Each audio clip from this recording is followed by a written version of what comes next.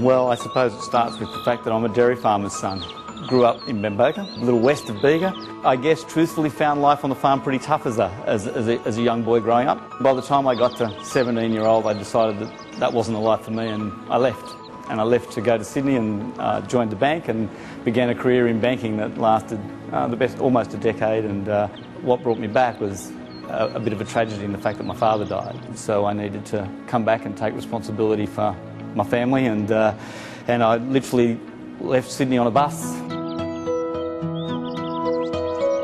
I remember getting off the bus, being picked up by my mum and beginning work the next morning at 2:30, knowing nothing about dairying, and began life as a dairy farmer.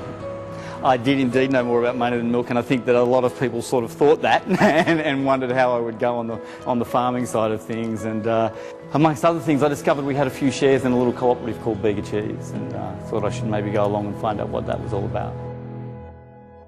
Back then I didn't know what a cooperative was, and I was quite surprised to learn what it meant, and in truth it obviously meant a collective of people that had a common interest. In this case it was selling milk and manufacturing milk, and they got together believing that as a collective they would be stronger than as individuals. It did have a brand in Bega Brand. The brand was established and going well. It was only a small business back then, and it had about 60 employees on a small manufacturing site. Was beginning to, funny enough, talk about needing to invest in new equipment and new capital, which is what sparked my interest. I was only 27 or 28 when the then directors suggested to me that I should think about running for the board of the cooperative, which is what began my involvement. I tended to always run towards challenge rather than run away from it, so I guess that's what led me to find myself in positions of leadership, because I was willing to put myself there.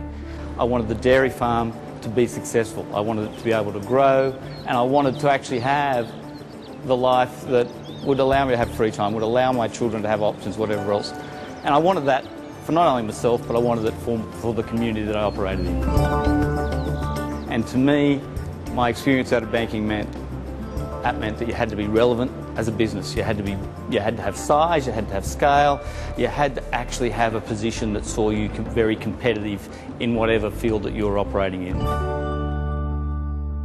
So it wasn't just my view, it was the board's view that there was investment required in the business, and the challenge of going from a relatively secure but small business with low debt to a business that was going to take on debt was obviously some of the challenges that were in front of us. And very quickly after that we did some major deals with the company that doubled the size of the company. We did that again by 2007 and again by 2010 as we continued to grow the company at a pace. The banker in me always saw me running very strong balance sheets, so I never felt like I was betting the company.